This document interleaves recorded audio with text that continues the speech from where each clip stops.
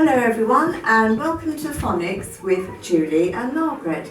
This morning we are going to show you how to go through the alphabet sounds with your children using the bouncy and stretchy sounds. Now normally we would be able to share this with you during one of our phonics evenings, but of course this year we can't. So are you ready to go?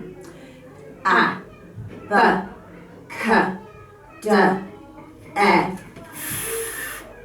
G, H, I, J, K, L, M, N, O, P, Q, R, S, T, A, V, W, X, Y, Z. Thank you. I hope you have fun with your children.